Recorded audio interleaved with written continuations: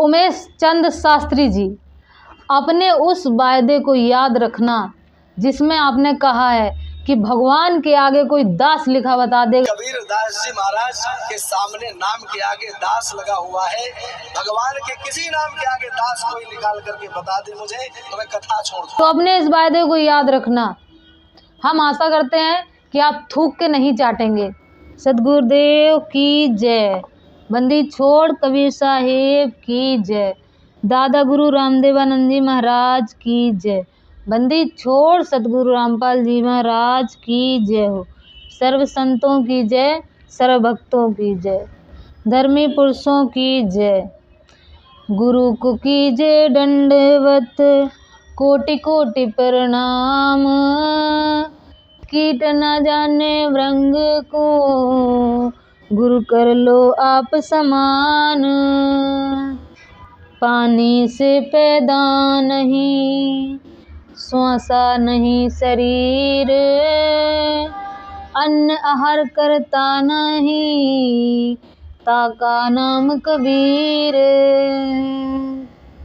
ऐसा निर्मल नाम है, निर्मल करे शरीर। और ज्ञान मंडलिक हैं, चकवे ज्ञान कबीर। जैसा कि आप सभी लोग जानते हैं, संत रामपाल जी महाराज द्वारा चलाई जा रही तत्व ज्ञान और सत्य ज्ञान की आंधी में कुछ और नकली कथावाचकों के तंबू खड़ गए हैं।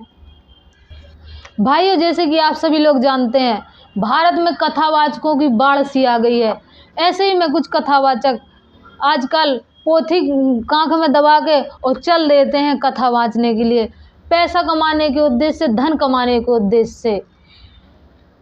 जैसा कि आप सभी लोग जानते हैं, ये कथावाचक हर गली मोहल्ले में, नुक्कड़ में जाके अपनी कथा वाचने लगते हैं।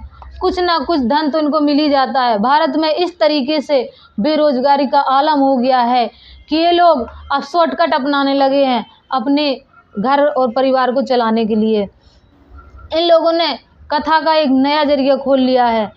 अब इनकी कथाओं में बहुत कम लोग जा रहे हैं, क्योंकि संत रामपाल जी महाराज के तत्व ज्ञान की आंधी इस कदर चल चुकी है कि गली गली घर घर जाके संत रामपाल जी महाराज के बच्चे अपनी पुस्तकें निःशुल्क पहुंचा रहे हैं। और आज का समाज पढ़ा लिखा होने के कारण ज्ञान को समझ रहा है, इनकी कथाओं में कम पहुंच रहा है, इसलिए इनको अपनी दुकानें बंद होती नज़र आ रही हैं, इनको अपना धंधा बंद होता नज़र आ रहा है। इसलिए अब ये बौखला गए हैं और धीरे धीरे संत की, रामपाल जी महाराज की अपने सत्संगों में बुराई करने लगे हैं कि जितने ये अनुयायी हैं इनके, ये तो कम से कम बच जाएं। क्योंकि अब इनकी कथाओं में सिर्फ वही अनुयायी जाते हैं जिन अनुयायियों को या तो वो पढ़े लिखे नहीं होते हैं, या इनको शास्त्रों का ज्ञान नहीं होता, या फिर वो संत रामपाल जी महाराज से परिचित नहीं हुए। ये संत रामपाल जी महाराज का, कबीर परमेश्वर का नाम लेके उनको बरगला रहे हैं। ये नहीं जानते कि इनका नाम लेना भी उनके लिए प्लस पॉइंट बनता जा रहा है। क्योंकि जो लोग संत रामपाल जी महाराज से परिचित नहीं है, ये उनका नाम लेके उनको भी संत रामपाल जी महाराज से परिचित करवा रहे हैं। ऐसे में एक पाखंडी कथावाचक हम लोगों के बीच में है, जिसका नाम है उमेश चंद्र शास्त्री। तो आइए उनसे हम आप लोगों को रूबरू कराते हैं। इनने अपने मुखारबिंद से खुद कबूला है कि ये कबीर परमेश्वर की वाणियाँ चुरा चुरा के अपनी दुकानें चलाते हैं।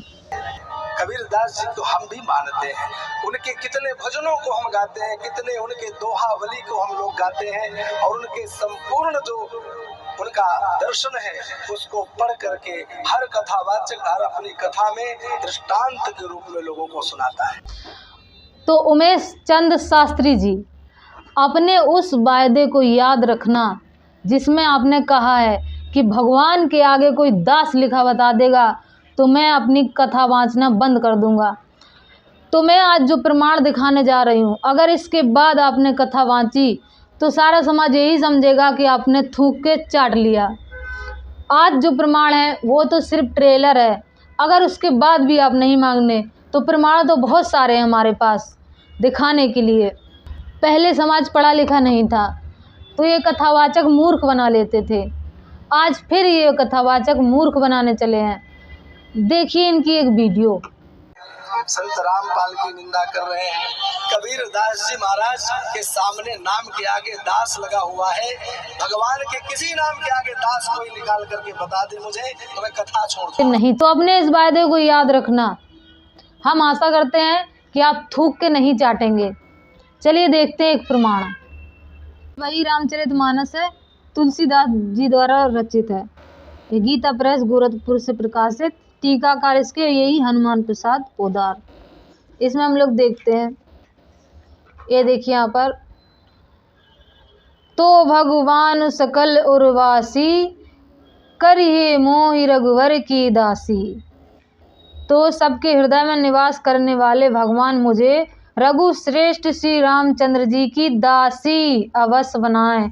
अब ये सीता जी श्री रघुवर रामचंद्र की दासी बन गई। अब सीता जी की आप पूजा मत करिएगा, सीता जी दासी हैं, दासी।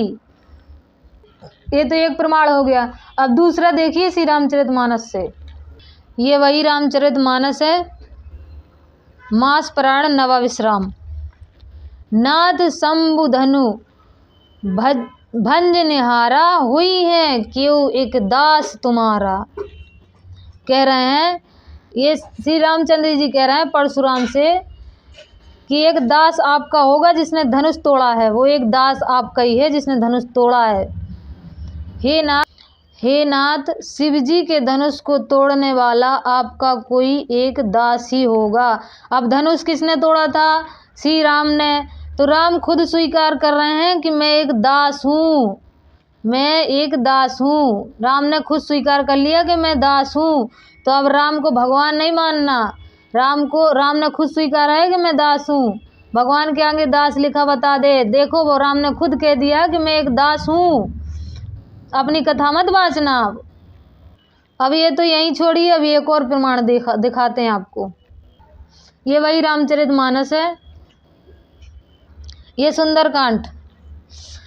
कपि के वचन सप्रेम सुन, उपजा मन विश्वास। जाना मन क्रम बचन, यह कृपा सिंधु कर दास। हनुमान जी के प्रेम युक्त वचन सुनकर सीता को विश्वास हो गया ये कृपा सिंधु श्री रघुनाथ जी का दास है। हनुमान जी श्री रघुनाथ जी के दास हैं। ये सिद्ध हो गया कि हनुमान जी भी दास हैं। सीता जी ने मोहर लगा दी कि हनुमान जी रघुनाथ जी के दास हैं। हनुमान जी, ये मूल में भी देख लो, कृपा सिंधु कर दास इति सिद्धम के हनुमान जी भी दास हैं। अब इनको भी भगवान मत कहना, ये दास हैं। नहीं तो अपने इस वायदे को याद रखना। हम आशा करते हैं कि आप थूक के नहीं चाटेंगे। कबीर को साहिब कहा जाता है, कबीर साहिब। सभी लोग जानते हैं कि साहिब बंदगी होती है, कबीर साहिब, सतगुरु कबीर साहिब बंदगी होती है। तो ये साहिब का मतलब होता है स्वामी, परमेश्वर, जो सारी सृष्टि का, सारी दुनिया का, सारी सृष्टियों का स्वामी होता है, उसको कहते हैं साहिब। अब इस साहिब को भी हम रामचरितमानस से प्रमाणित करेंगे कि साहिब का अर्थ क्या होता है। ये वही रामचरितमानस। अब इसमें देखते हैं हम लोग, साहिब का मतलब होता है स्वामी। लोको वेद सुसाहिब रीति, लोक और वेद में अच्छे स्वामी की यही रीति है। लोक, वेद में, सु मतलब अच्छे, साहिब मतलब स्वामी, साहिब मतलब स्वामी, साहिब का मतलब होता है स्वामी की यही रीति है। तो इससे सिद्ध हो गया कि साहिब मतलब स्वामी होता है, स्वामी। चलो एक और दिखाते हैं, ये देखिए नीचे, साहिब सीतानाथ सो सेवक तुलसीदास। अब ये तुलसीदास सीतानाथ के दास हैं। तो ये साहिब का मतलब है होता है स्वामी। तो ये तो तुलसीदास के स्वामी हो गए सीतानाथ। अब ये साहिब, कबीर साहिब जो हैं पूरी सृष्टि के स्वामी हैं, इसलिए उनको कहा गया है कबीर साहिब। कबीर साहिब बंदगी, सतगुरु कबीर साहिब बंदगी, ये सारी सृष्टि के साहिब हैं। तो ये सिद्ध हो गया कि कबीर साहिब हैं। पूरी दुनिया जानती है कि कबीर के पीछे साहिब लगाया जाता है, अर्थात कबीर साहिब सारी दुनिया के, सारी सृष्टि के साहिब हैं, स्वामी हैं। तो साहिब किसे कहते हैं? अब हम आपको बताते हैं, साहिब सबका बाप है, बेटा किसी का नाय, और बेटा हो के जन्म ले, सो तो साहिब नाय। अर्थात जो माँ के गर्भ में आता है, जन्म लेता है, वो जो बेटा होता है वो साहिब नहीं होता। और कबीर परमेश्वर माँ के गर्भ में नहीं आए और ना किसी के बेटा बन के उपजे, जन्म लिया, अर्थात वो साहिब हैं। परमेश्वर कबीर कहते हैं, गर्भ योनि में हम नहीं आए, माता पिता न जननी जाए।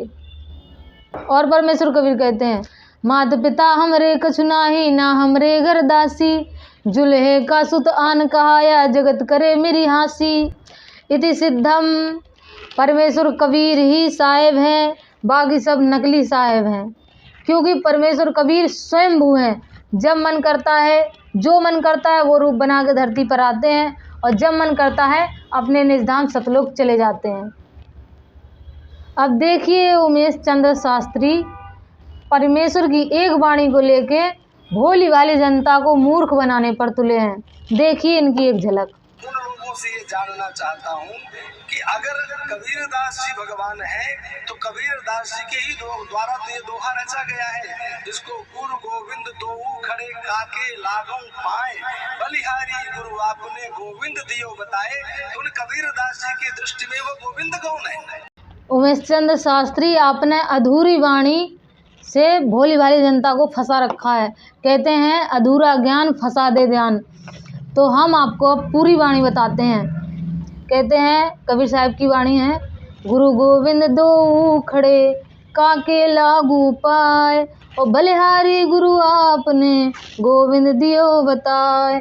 इसकी पूरी वाणी है, गुरु गोविंद तो एक है, बाकी सब आकार, आपा मेटे जीवित मरे, तो पावे करतार।